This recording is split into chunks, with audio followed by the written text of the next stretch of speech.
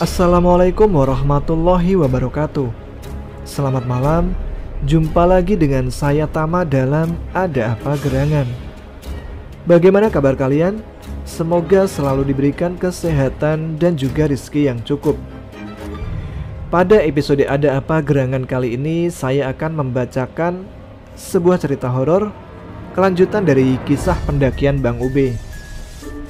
Bagi yang belum tahu siapa Bang Ube atau belum menyimak cerita sebelumnya, kalian bisa cek ke playlist Ada Apa Gerangan dari awal cerita.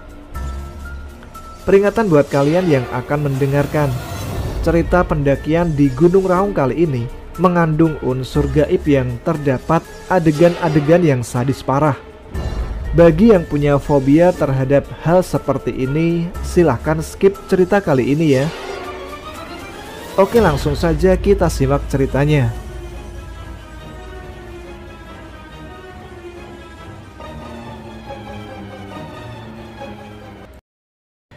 Halo, apa kabar? Gimana? Masih baper sama Dian? Buat cerita kali ini lupakan sejenak Dian. Kita tarik mundur dulu dari 2009 ke 2007. Jadi, gua belum kenal Dian dan masih jomblo kemarau dengan hati kering kerontang yang menunggu sang pujaan datang. Seperti biasa, gue bakal jawab pertanyaan kalian yang ada di kolom komentar video Merbabu kemarin. Yang pertama, Bang, udah married belum sama Dian? Gimana ya? Gue jawabnya nanti aja kali ya, lewat cerita biar kalian tambah baper. Yang kedua, sosmednya Ube sama Dian apa sih? Gini, kita berdua pakainya Friendster sama Camfrog. Haha. Yang ketiga, kok bisa Bang jalan-jalan terus? Abis dana berapa Bang naik gunung? Kalian bisa cek opening video Semeru part 1 bro.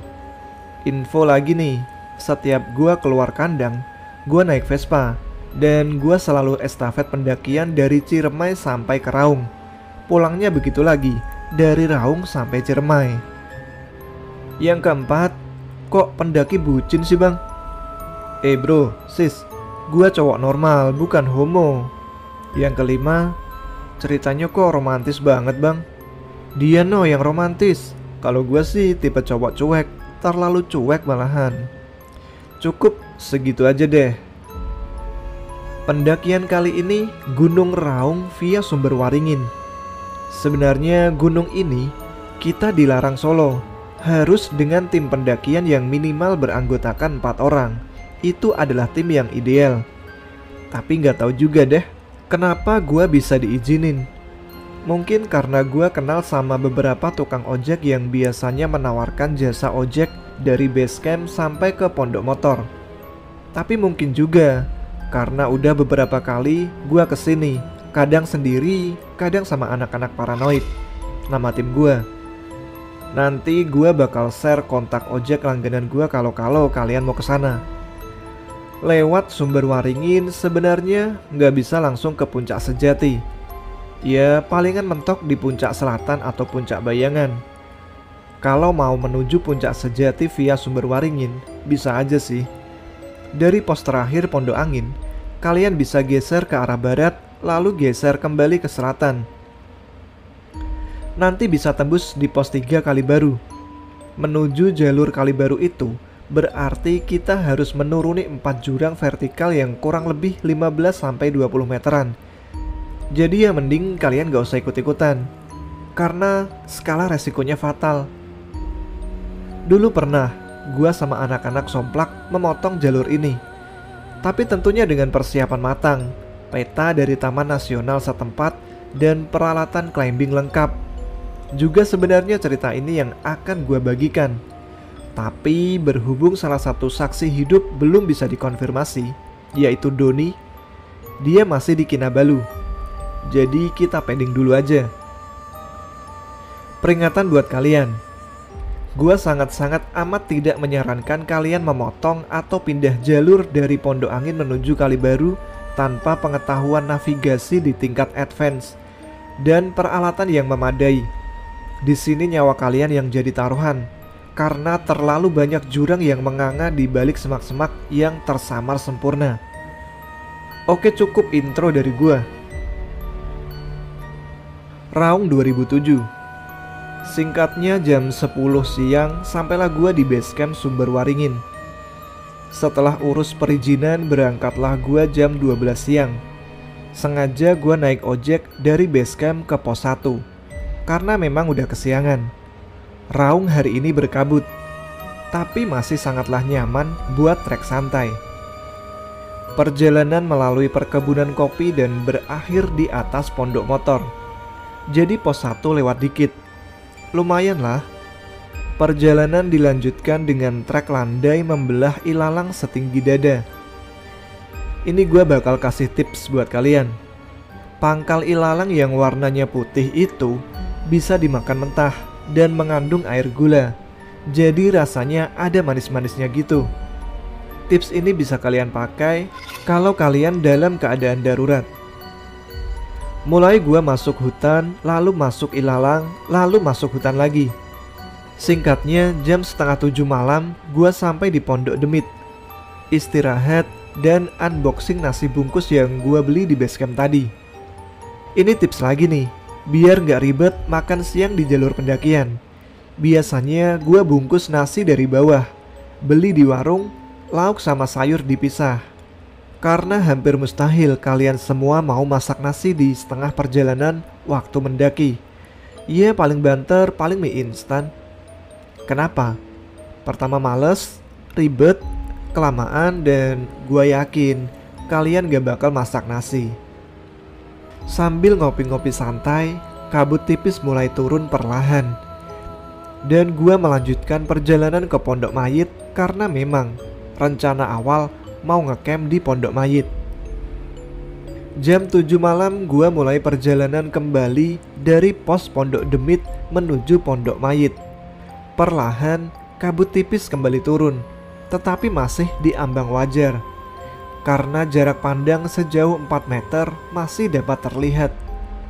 Jarak Pondok Demit ke Pondok Mayit sebenarnya cukup dekat, hanya 1,5 jam perjalanan. Gua mulai berjalan menuju Pondok Mayit. Anehnya, 1,5 jam perjalanan belum juga nyampe di Pondok Mayit.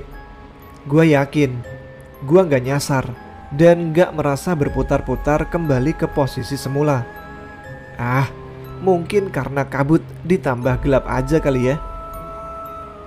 Perjalanan masih terus gua lanjut, dan kali ini gua percepat. 2 jam berjalan masih belum juga sampai Pondok Mayit. Lalu gue putusin buat istirahat sejenak sambil menganalisa keadaan sekitar. Dan memang benar, gue gak nyasar. Ini jalur yang biasa gue lewatin menuju Pondok Mayit. Tapi anehnya, kok gak sampai-sampai. Gue waktu itu masih belum menyerah, dan gue putusin buat melanjutkan perjalanan menuju Pondok Mayit. Tips ketika kalian tersesat ataupun terpisah dari rombongan: segeralah lakukan analisa keadaan sekitar ke semua arah, atas, bawah, kiri, kanan, depan, belakang, dari posisi kalian berdiri, sebelum kalian memutuskan melanjutkan perjalanan atau kembali. Untuk yang mendaki solo, wajib melakukan ketika kalian merasa asing dengan jalur pendakian. Terus latih ketika break. Semakin cepat kalian sadar kalau kalian tersesat, semakin besar pula kemungkinan kalian selamat. Dan ketika kalian menganalisa keadaan, bisa dipastikan kalian akan siap menghadapi perubahan-perubahan di alam terbuka. Bisa juga kalian terapkan di kehidupan sehari-hari. Oh ya, dengan berlatih mengamati alam, ada bonus yang tidak bisa kalian bayangkan. Apa itu? Memahami bahasa alam. Kapan-kapan deh gue bakal share.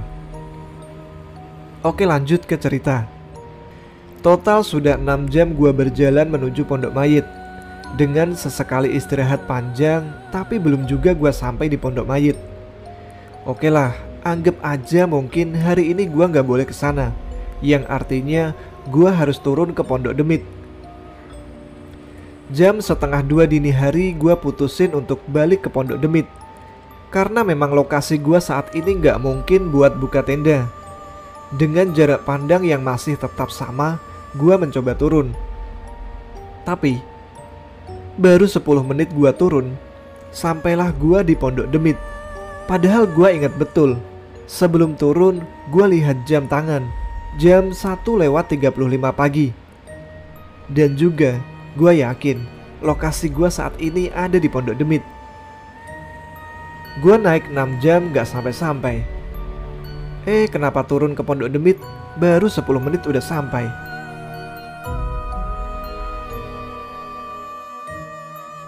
Masih dalam keadaan setengah kebingungan, gua terduduk di bawah pohon kering bekas terbakar. Samar-samar tercium bau dupa yang ternyata asal bau itu tepat di sebelah gua. Gua lalu bergeser mundur untuk menjaga jarak karena memang sempat terkejut. Di bawah pohon terlihat sesajen tergeletak. Sesajen berupa tumpeng setinggi kurang lebih 50 cm. Lalu senter gua sorot ke arah sesajen tersebut untuk memastikan apa yang gua lihat. Dan ternyata memang benar, ada sesajen berupa tumpeng di atas nampan. Setelah gua perhatiin, tumpeng tersebut terdapat ikan dan potongan daging yang mengelilinginya. Di sampingnya terdapat 2 batok kelapa, gak tahu deh isinya apa. Satunya lagi berbau anyir, lengkap dengan 4 buah dupa sepanjang sapu lidi. Dalam hati gue, siapa yang naruh sesajen di sini? Perasaan tadi sore belum ada. Masih penasaran dengan yang gue lihat, gue pun maju kembali mendekati sesajen yang ada di depan agar bisa melihat lebih jelas. Gue ambil batok kelapa pertama. Tercium aroma alkohol yang sangat kuat sampai menusuk hidung. Lalu gue ambil batok kedua. Baunya anyir dengan tekstur kental seperti jelly dengan dilapisi lendir lengket. Setelah itu, gue letakkan kembali kedua batok kelapa di samping sesajen. Gue lihat kembali tumpeng tersebut. Ada sesuatu yang mengkilap, memantulkan sorot senter di balik tumpukan daging tersebut. Dengan hati-hati, gue mencari tahu benda apa yang ada di balik daging itu. Potongan daging gue angkat satu persatu. Dan seketika perut gue mual ingin muntah. Gue melihat kembali untuk memastikan. Dan apa yang gue lihat memang gak salah. Di balik tumpukan daging tersebut, ada sepasang bola mata manusia yang sudah tercungkil keluar. Di sebelahnya terdapat otak yang utuh berwarna pink pucat. Tanda kalau otak tersebut dikeluarkan dari cangkang batok kepala dengan hati-hati. Gua bergidik ngeri, bercampur jijik melihat apa yang ada di tumpukan daging itu. Tangan gua gak berhenti gemetar sambil sesekali menyeka keringat yang ada di wajah dengan jaket. Perut udah gak karu-karuan rasanya, antara enek, jijik, mual, tapi gak ada yang keluar dari mulut. Sampai gue berbalik membelakangi tumpeng itu. Dengan posisi menunduk, gue memasukkan jari tengah ke mulut gue, mencoba mengobok-ngobok pangkal tenggorokan buat merangsang rasa mual. Selama 5 menit hal itu gue lakukan sampai akhirnya keluar semua isi lambung bercampur air. Setelah itu nafas tersengal-sengal, mata gue berkunang-kunang tetapi kepala terasa enteng.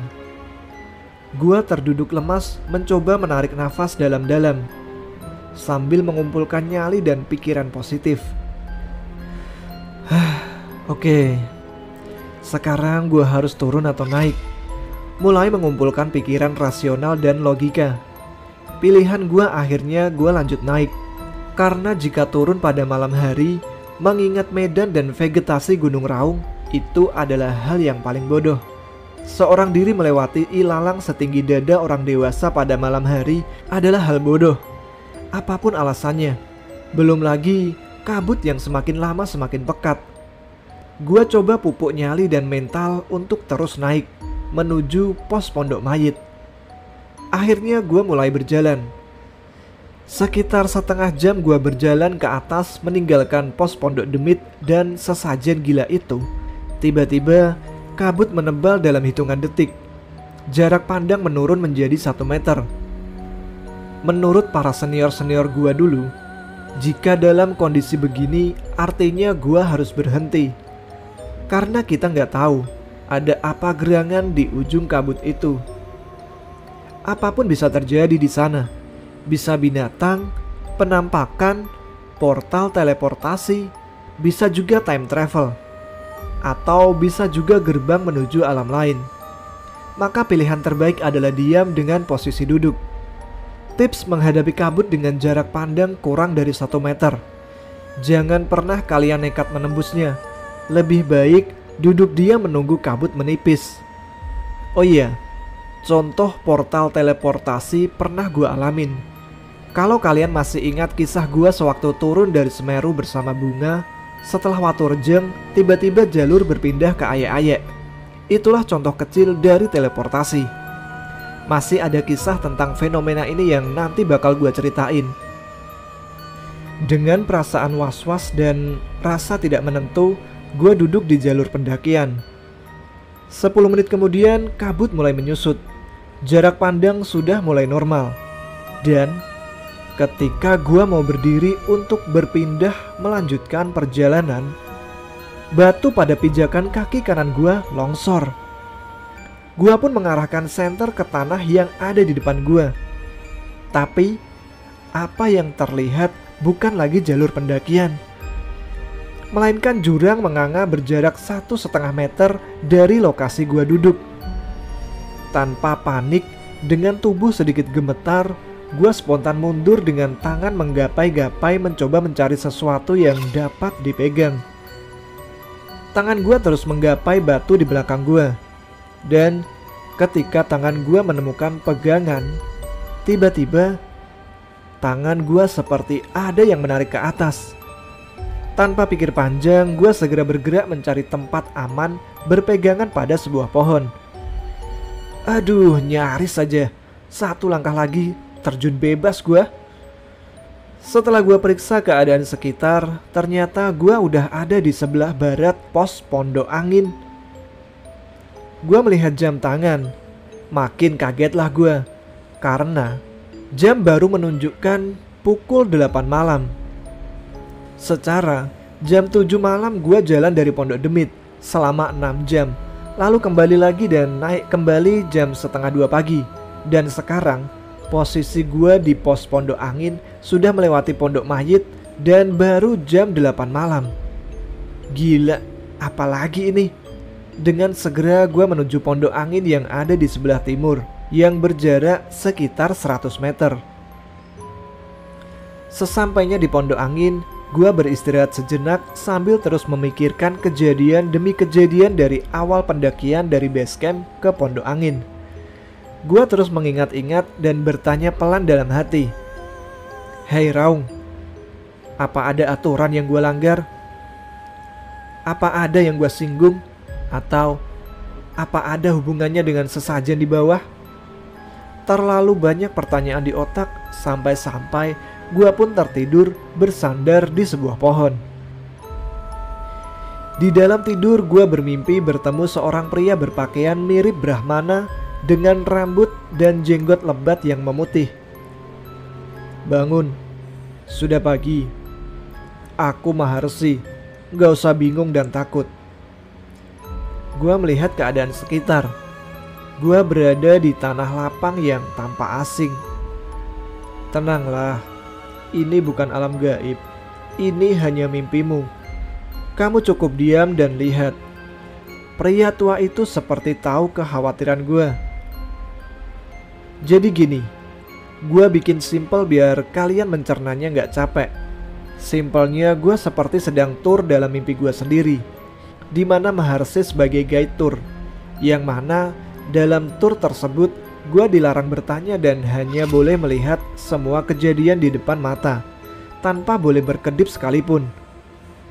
Lihat di sana, ucap kakek itu sambil menunjuk ke arah kerumunan manusia. Seingat gua, dia bilang, itu tanah Setra. Setra, sentra, atau apa gitu gua lupa. Emang gak jelas juga sih. Gua diem karena memang gak bisa ngomong dan masih gak percaya juga kalau ini ada di alam mimpi. Kerumunan manusia itu berkumpul di suatu tanah lapang, seperti akan ada upacara keagamaan. Semakin dekat kami mendekati kerumunan tadi, kami banyak menemui orang-orang berlalu lalang ramai, seperti pasar. Gua melirik ke sebelah kiri. Ada 5 wanita telanjang dipasung dengan tangan dan kaki membentuk huruf X. Wajah cantiknya menyiratkan ketakutan. Di sebelah kanan, gua melihat ada semacam kandang kurang lebih berukuran 5 kali 5 meter yang berisi manusia berbagai jenis kelamin, usia, dan dalam keadaan telanjang.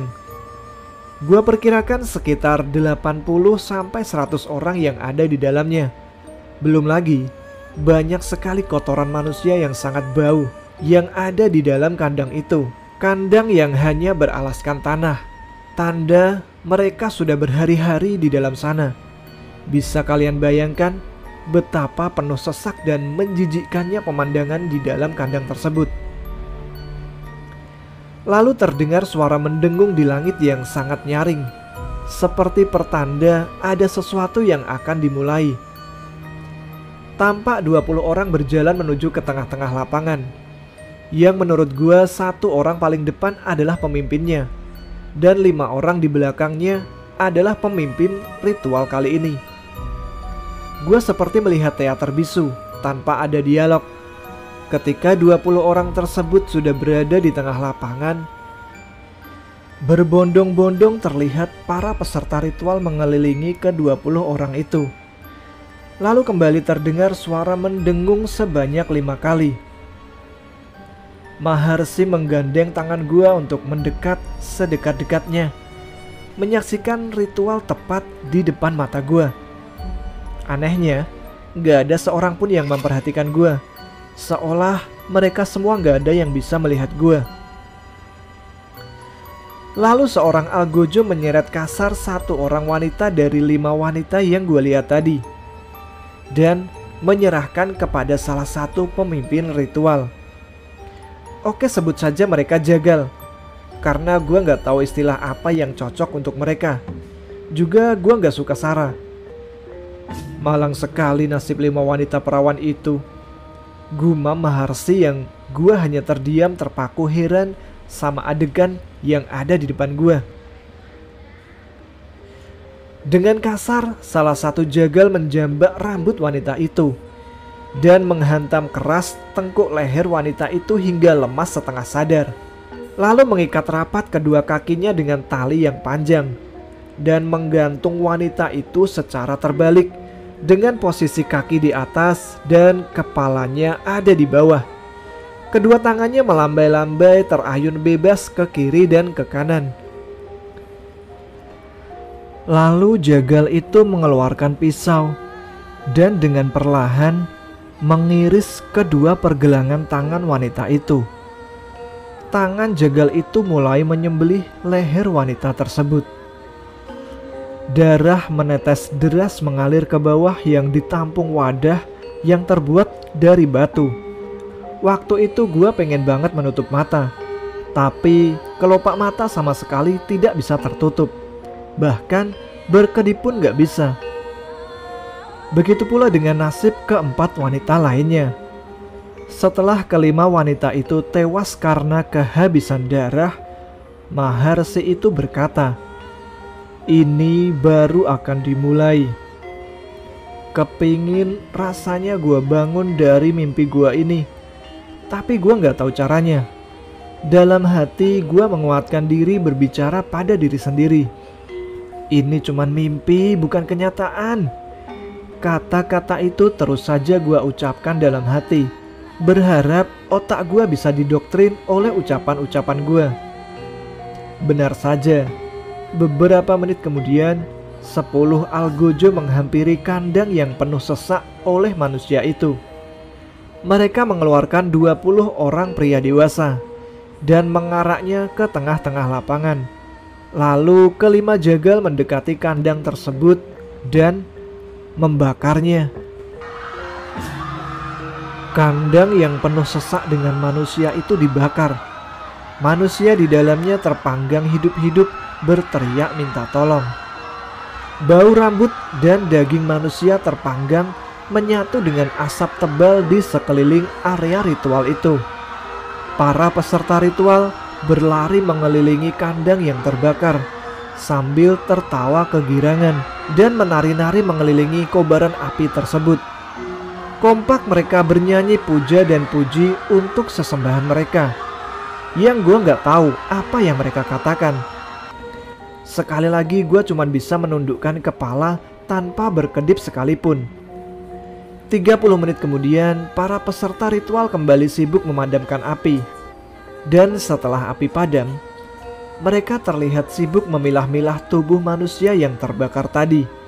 Yang gosong mereka tinggalkan begitu saja dan yang matang mereka kumpulkan. Apakah terlihat kejam? Tanya Maharsi di sebelah gue, yang gue balas dengan tatapan dan anggukan pelan. Coba lihat di belakangmu, perintah Maharsi itu. Gua pun lalu menengok ke belakang. Tampak 20 orang yang tadi dipisahkan oleh para algojo tadi sedang berbaris dengan wajah ketakutan. Lalu seorang algojo menarik kasar seorang pria dari barisan itu.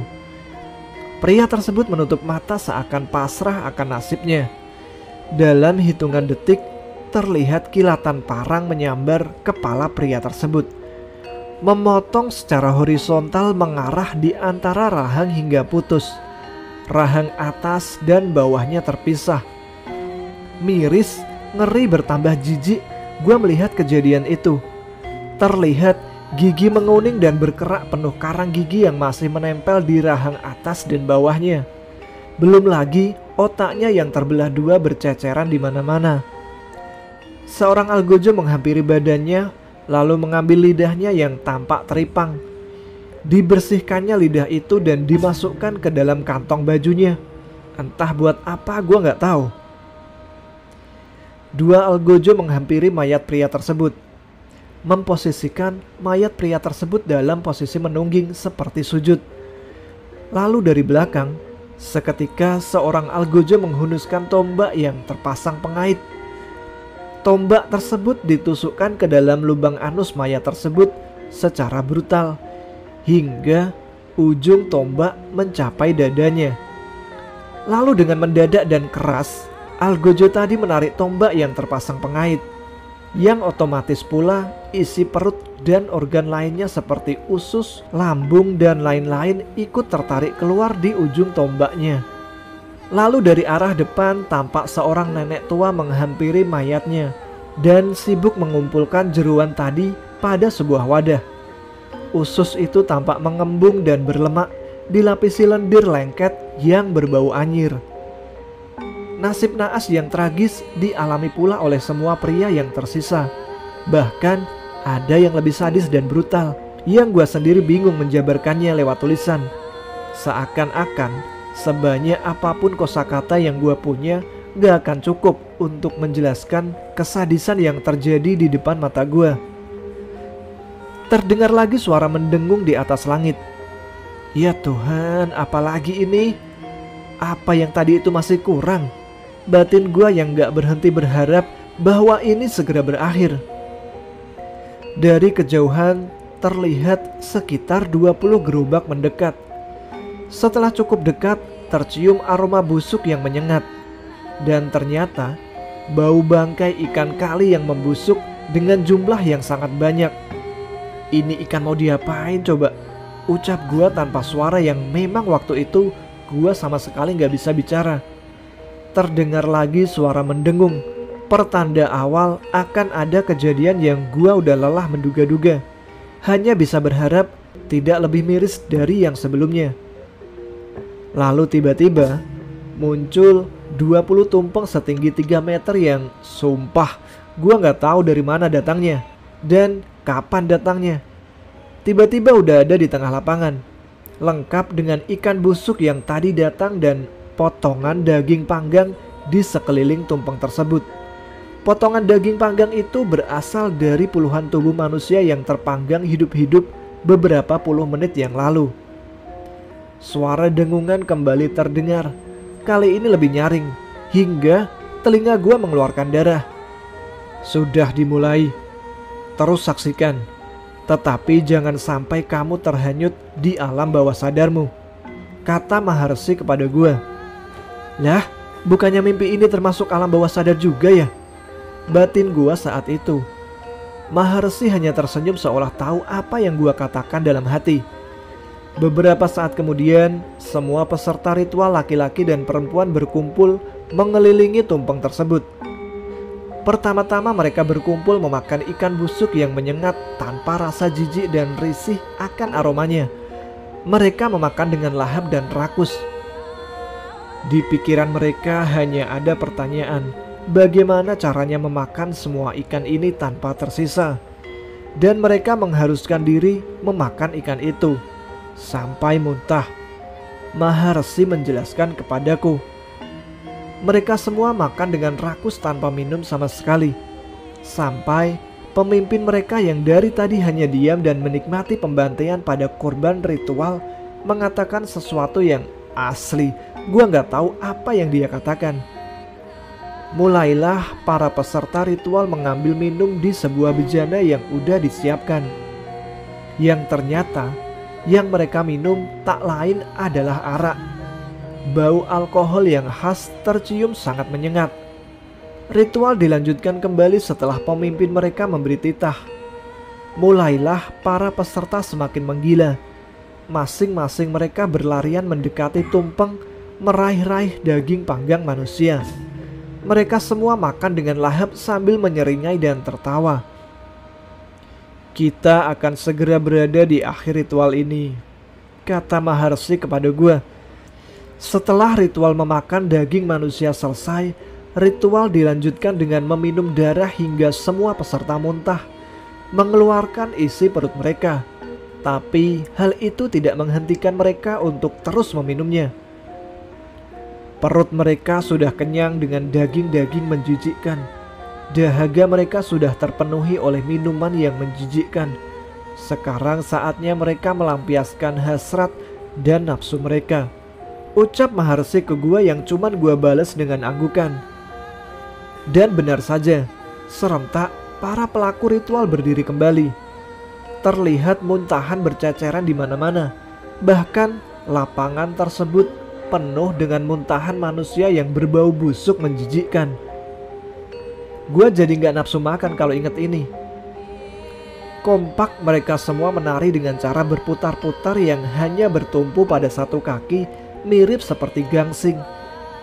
Mereka terus berputar sambil membaca sejenis mantra hingga mereka semua muntah kembali. Kembali lagi mereka menari berputar dan belum akan berhenti sampai ada perintah dari para pemimpin ritual. 1 jam berlalu mereka menari hingga muntah dan mulai lagi, dan begitu seterusnya. Para pemimpin ritual memberi perintah untuk berhenti dan memerintahkan mereka agar duduk bersila di tanah yang basah penuh dengan muntahan manusia. Hasrat mereka sudah terpenuhi, yang tersisa memenuhi nafsu mereka, ujar Maharsi kembali pada gua. Kali ini gua hanya diam. Langit kembali berdengung. Seketika para pelaku ritual yang terdiri dari berbagai jenis kelamin dan usia itu berdiri. Mata mereka saling menatap liar seperti mencari mangsa. Setelah aba-aba diberikan, mereka segera berlarian mendekati mangsa mereka. Ya, ritual kali ini adalah ritual seks bebas untuk memenuhi nafsu binatang mereka. Segala cara mereka lakukan hingga mencapai klimaks. Mereka belum berhenti. Hanya sesekali berhenti mengatur nafas lalu memulai kembali. Kita memasuki akhir ritual, ucap Maharsi, yang gua balas dengan nafas lega karena akan segera berakhir. Suara mendengung di langit semakin nyaring dan panjang. Dengan segera para pelaku menghentikan ritual persetubuhan massal dan dengan segera berkumpul untuk melakukan meditasi. Begitu pula dengan para pemimpin ritual segera melakukan meditasi. Dengan diam, terduduk tanpa alas, menyatu dengan bumi, dan kepala mendongak ke atas, pasrah pada langit. Maharsi berkata, Semua ritual yang mereka lakukan adalah untuk mencapai kebebasan dan pencerahan, atau moksa, dengan cara sesingkat-singkatnya. Pencerahan bisa dicapai sempurna jika mereka sudah merasakan kejenuhan total pada kenikmatan dunia dan terbatas dari kekangan moral. Mereka akan melakukan ritual ini terus-menerus sampai mereka dapat meniadakan dirinya sendiri atau moksa, dengan harapan dapat segera menyatu dengan Sang Pencipta dan alam semesta. Ingatlah, ini sebagian kecil dari sejarah tanah Jawa, dan mereka pernah ada di bumi ini. Mereka semua adalah Bhairawa Tantra. Seketika gua bangun dari mimpi gua dengan keringat dingin yang terasa asin, dan tanpa sadar tampak seberkas cahaya berwarna kuning keemasan mengintip dari puncak bayangan Gunung Raung. Ya, itulah sang pemberi harapan bernama Sunrise. Gua pun bangun dari posisi duduk dan melangkah pelan beberapa meter ke depan. Seperti orang linglung, gua masih memikirkan mimpi yang gua alami. Waktu itu gak seperti biasanya. Gak tahu, kali ini kenapa gua susah banget berpikir jernih. Seolah logika yang udah terdownload gagal terekstrak ke otak, terhalang bayangan mimpi buruk semalam. Jam di tangan gua menunjukkan jam 5 pagi. Masih banyak waktu untuk menikmati sunrise di Pondok Angin. Masih dengan keadaan linglung, gua mencari gelas kopi yang akhirnya gua baru sadar kalau gua belum bikin kopi. Mungkin karena biasanya selalu ada buat menikmati sunrise. Gua gak mau melewatkan si kuning kencana timur tanpa secangkir kopi. Singkatnya, kopi sudah siap, rokok sudah ready. Berjalanlah gua ke dataran yang rata tepat di tepi jurang. Ditemani rokok dan kopi, gua merenung di tepi jurang. Mata gua menatap sunrise, tapi pikiran gua melayang memikirkan sesuatu yang seharusnya gak gua pikirin. Mungkin gak sih ada kehidupan setelah mati seperti reinkarnasi? Mana mungkin ketika nanti setelah peradilan Tuhan kita kekal di alam sana. Lalu apa yang akan dilakukan Tuhan ketika semua manusia sudah menempati tempatnya masing-masing? Neraka sudah penuh, begitu pula surga. Lalu apa kabar dunia? Bukankah dunia panggung sandiwara? Mungkin nanti di alam sana kita menunggu Tuhan gabut, lalu Dia menciptakan dunia kembali dan memulainya dari awal lagi, lalu menghidupkan makhluk-makhluk lainnya untuk mengisi bumi hanya sebagai sarana menghilangkan kegabutannya. Awalnya mungkin Dia senang melihat ulah tingkah laku makhluk ciptaannya yang sangat lucu.